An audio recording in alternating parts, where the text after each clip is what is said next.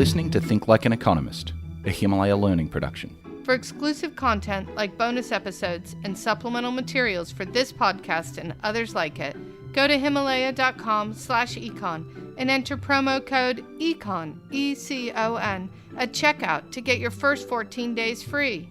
It's time To think like an economist. Hey Naz, if electricity becomes more expensive, what would you do? I mean, I'd probably keep using it. Electricity, it powers my lights, the fridge. I use it to charge my phone, my computer. So I rely on it day to day, really. Yeah, you couldn't exactly give up on electricity, even if it was really expensive, but think about how your use might change. I'd probably try to remember to turn the lights off when I leave the room, which I should be doing anyway. But, I mean, I don't really have another option. Okay, so now let's think about something else. What would you do if the price of Heinz ketchup doubled? Would you keep buying it? No. I mean, there's all these other brands of ketchup, and they kind of taste the same. So your demand for electricity barely responds to the price, while your demand for Heinz ketchup responds a lot. Economists use the term elasticity to refer to how responsive buyers and sellers are to price changes. And elasticity is our topic for today's episode of Think Like an Economist with me, Betsy Stevenson. And with me, Justin Wolfers.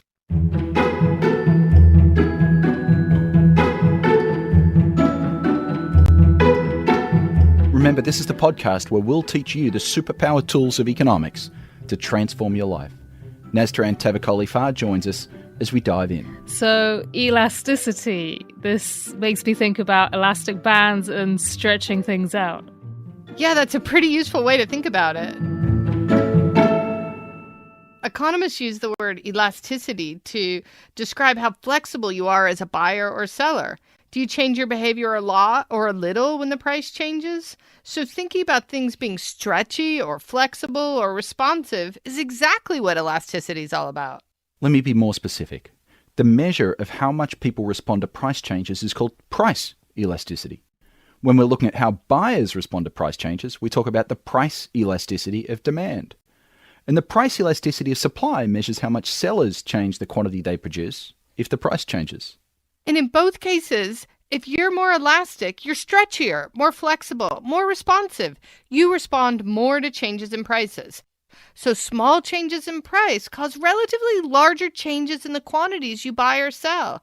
But if you're inflexible, so that your decisions don't change much as the price changes, we say that you're inelastic, or you have inelastic demand or supply. Let's start with demand. So the law of demand says that we tend to buy more of something when the price is lower, and conversely, we tend to buy less of something when the price is higher. That's right. And the idea of elasticity is to move to the next question of how much more or how much less. It's about quantifying that change. If Heinz ketchup is 10% more expensive, how much less of it will people buy? That how much question is a really big deal for the folks who run Heinz. And if you know the price elasticity of demand for Heinz ketchup, you can give a pretty good estimate. Let me be precise. The price elasticity of demand is the ratio of the change in quantity to the change in price, where all of these changes are measured in percentages.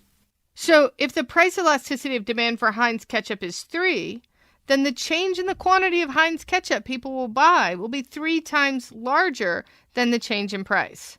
So if Heinz raises ketchup prices by 10%, people would buy 30% less Heinz ketchup. That's pretty responsive. In fact, this ratio is more than 1 when the price elasticity of demand for a good is elastic. Remember, when demand for a good is elastic, buyers will respond a lot to a small change in price. Now, Naz, if the price of electricity rose by 10%, how much less electricity would you use? Yeah, I mean, I use electricity for almost everything. So if the price went up a small amount like this, I mean, I don't think it's going to affect how much I use it. I might remember to turn off the lights a little bit more frequently.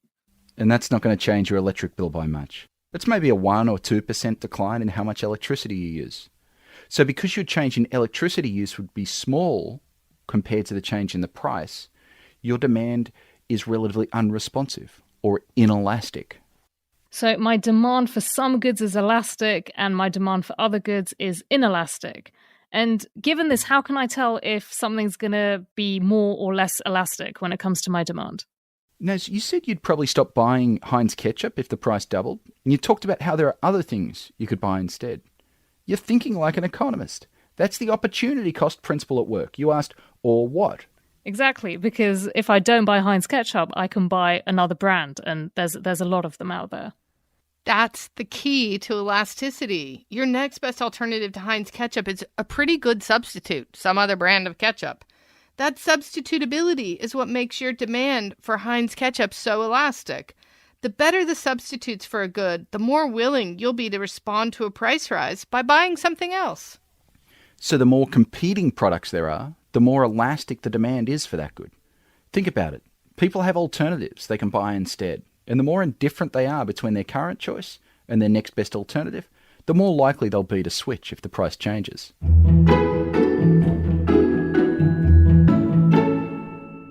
But Naz, how about if all ketchup brands raise their prices? Say tomatoes are really expensive this year, so the price of ketchup goes up. I'd probably end up using more mayonnaise, but I'm still going to want to have ketchup now and then. Yeah. Now think about what you'd do if the price of all condiments went up. You know, like ketchup, mayonnaise, everything.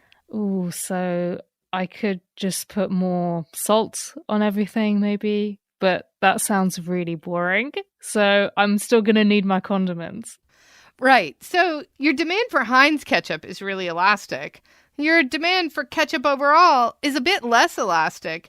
And your demand for condiments in general is, well, pretty inelastic. Swapping one brand of ketchup for another is very different from swapping the use of condiments as a whole to something else entirely.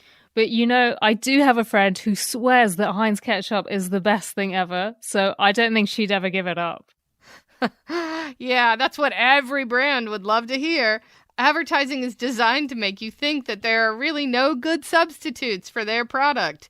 If you fall for it, then you'll be more likely to keep buying Heinz ketchup as they raise the price. Now, let's look at a harder example. What would you do if you had diabetes and the price for insulin to treat it rose? I'd go on buying it because I need it. Necessities like this tend to have very inelastic demand. In fact, you may remember the famous case of the farmer bro, Martin Shkreli, the sketchy guy who was the CEO of Turing Pharmaceuticals. He jacked up the cost of the life-saving drug Daraprim by 5,000%. Yeah, you know, I remember this because the price went from $13.50 a tablet to $750 overnight, which was just outrageous. Yeah, you really can't forget that story. People were pretty mad because this drug was the only treatment for a rare illness. He figured he could charge whatever he wanted because back then there were no useful substitutes for Daraprim, so people would still have to buy it. He might have gotten his calculations right, but people really hated him for it. Okay, I think I'm getting it. So if you don't have a good alternative for something, your demand is fairly inelastic. That's right. On the other hand, when there are alternatives and you're able to shop around, then your demand will be more elastic. You know, before you could buy stuff online, demand used to be much less elastic because you had to visit a bunch of stores to try to get a better deal. Nowadays, people can compare the price across dozens of sellers with just a few clicks. That's made the demand for lots of things much more elastic. So economists think about how hard it is to search for alternatives as a factor that affects the price elasticity of demand. Finally, demand for most goods gets more elastic over longer periods of time. And is this because we've got longer to figure out how to adjust to these higher prices? Yes. Let's take your demand for electricity. If the price of electricity rose, there's not much you can do today or tomorrow to use less of it. But over time, as your appliances break down, you might replace them with energy-efficient versions. And if you expect the price of electricity to stay high for a long time, eventually you might even install solar panels. The longer you have to make adjustments, the more adjustments you'll make. So your demand becomes more elastic over time. And remember, the key is whether there are good substitutes for you to buy instead.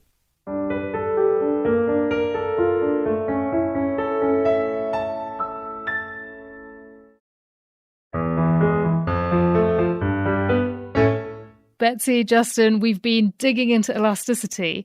Why is any of this important? Knowing about elasticity helps sellers set their prices and predict how much money they'll make. Specifically, it helps them determine their revenue, the total quantity they'll sell times the price. So we've been talking about Heinz ketchup. Let's say the price goes up. What happens to revenue? So remember we said that if demand is elastic, a change in the price will lead to a big change in quantity? If Heinz jacks up the price of their ketchup by 10%, people will buy 30% less of it. As a result, Heinz's revenues will go down. However, if demand is inelastic, then people will keep buying about the same amount, even though the price is much higher. That's what Martin Shkreli was banking on. He hoped that he could charge a lot more for Daraprim and still keep most of his customers, and so make more money. We've really delved into demand. Earlier you said that elasticity also matters when it comes to supply. It does, and the idea is pretty similar. You know how changes in the price of coffee leads buyers to respond by consuming more or less coffee? Well, sellers also respond. If the price goes up, they'll ramp up production, trying to sell more. The price elasticity of supply measures how much they change their supply. And just like demand, it's a measure of their flexibility. The more elastic supply is, the more flexible sellers are to respond to higher prices by increasing their supply. The price elasticity of supply is the ratio of the change in the quantity supplied to the change in the price. This ratio is a measure of how responsive sellers are to changes in prices. And again, we measure all of these changes in percentages. Okay, let's say the price of coffee rises by 10%. How are coffee shops going to respond? Well, selling coffee just became more profitable. I'd expect a lot of things to change. Some coffee shops might hire extra staff or stay open later. Others might install extra espresso machines. Entrepreneurs might open new coffee shops. The coffee business has razor-thin margins, so if the price rose by 10%, I think you'll see a pretty dramatic response. The price elasticity of supply summarizes all of these responses by coffee sellers. So if the price of coffee rises by 10% and coffee shops increase the quantity they supply by 40%, then the price elasticity of supply is 4. That's really responsive. In fact, whenever the percentage change in quantity suppliers are willing to sell is larger than the percentage change in price, we'll say that supply is elastic. Not all industries are this responsive. For instance, if the price of airline tickets rises, it's really hard for airlines to increase supply because each plane has a fixed number of seats. They only have so many planes, and it's really hard to train new pilots. So we're saying that supply is inelastic because a change in the price doesn't really impact the number of flights that airlines can provide. That's right. The supply is inflexible, so we say it's inelastic, at least initially. So what determines whether the supply of a good is going to be elastic, like coffee, or inelastic, like flights? It all comes back to flexibility. Do sellers have the flexibility to change how much they produce and sell if the price changes? And there are a number of factors that can help you figure out how flexible suppliers are. First, there's the availability of your inputs. If you run a coffee shop, you can easily buy more beans and hire more baristas if you want to make more cups of coffee. But if the price of plane tickets goes up, it's hard for airlines to suddenly hire more pilots who are highly trained and relatively scarce. It's also hard for them to buy more planes. Another factor is inventories. Let's go back to coffee and focus instead on just coffee beans. These can be stored for years before roasting, so if the price is really low 1 year, coffee bean wholesalers can just stash them away and then sell this inventory when prices go up. So the more inventory you have, the more elastic supply can be. Also, having more capacity makes supply more elastic. Let's go back to planes. The key capacity constraint for many airlines is that they need to have a gate at the airport where they can board their passengers. But each airport only has a fixed number of gates, so it's impossible to expand the number of flights beyond a certain point. By contrast, a coffee shop might have a lot of unused capacity, such as coffee machines not being used as much as they could be. So it'll be pretty easy to ramp up production. Yeah, and you keep bringing up the market for coffee as having pretty elastic supply. Yep. And it's not just about how existing coffee shops respond. A high price might also induce people to open new coffee shops. It's not that hard to rent a space and equipment and start up a coffee shop. So easy entry makes the supply of coffee more elastic. By contrast, starting a new airline is super difficult. You'll need billions of dollars and all sorts of government approvals. Finally, our good friend time catches up with us all eventually. Supply is also more elastic over time. We said that it's hard to suddenly increase the supply of flights, but over time, if airfares remain high, airlines might respond by purchasing new planes, jockeying for more gates, and even expanding into new airports. It seems that with time, everything becomes more elastic. Yes, time really does stretch things.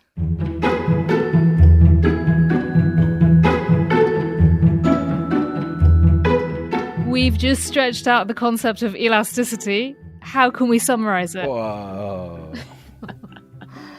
Elasticity helps us understand how much the quantity demanded and supplied will change when the price changes. The price elasticity of demand measures how much buyers respond to price changes. Will an increase in price make them buy a lot less or just a little less? The answer will depend on whether buyers have useful substitutes. The price elasticity of supply is about asking a similar question of sellers. Will a price hike lead them to expand their production a lot or a little? This depends on the flexibility that suppliers have. And with all of this in mind, what should we start thinking about? Next time you're at the store, you'll be looking at dozens of prices as you shop. With some goods, if it's on sale, you'll stock up. With others, you'll respond less. Use this insight to figure out which goods you have an elastic or inelastic demand for. And once you've done that, put yourself in the shoes of a manager at a company that sells each of these products. Do your insights about the elasticity of demand shape the sorts of marketing and pricing strategies you might pursue if you were that manager? Betsy, Justin, I'm going to spend the next couple of days going around and seeing how flexible I am about my purchases. Is that an elasticity analogy stretched to breaking point? Looking forward to talking with you about the price elasticity of your demand for yoga, Naz. Namaste.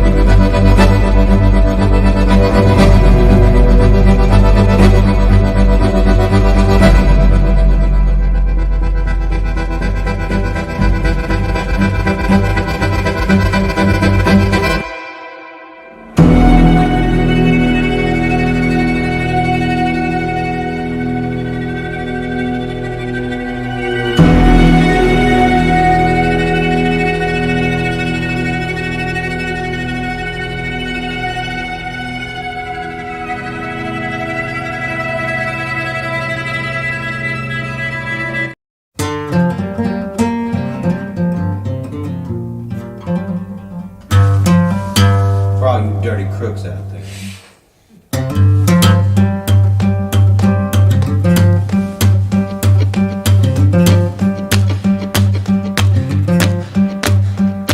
Forgot to get old, forgot to get old, forgot to get old, getting on time, forgot to get old, getting on time, forgot to get old.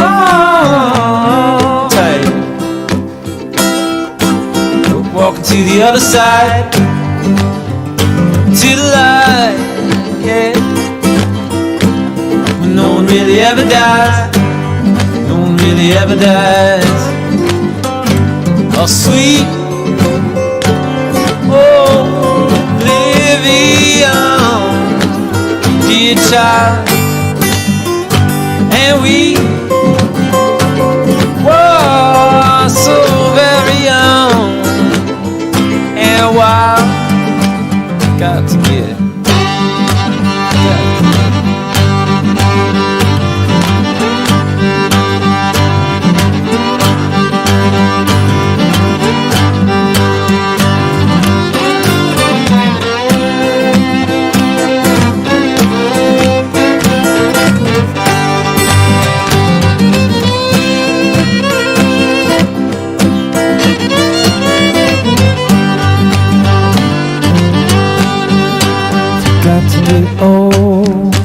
Forgot to get old, forgot to get old, getting on time, forgot to get old, getting on time, forgot to get old.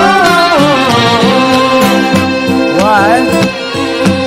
Your chromosomes they don't lie, so you buy cells with extra X, Y, Y. Oh, sweet, oh, oblivion, dear child, and we were so very young and wild. Forgot to get time, forgot to get on time, got to get on time, got to get on time, got to get on time, got to get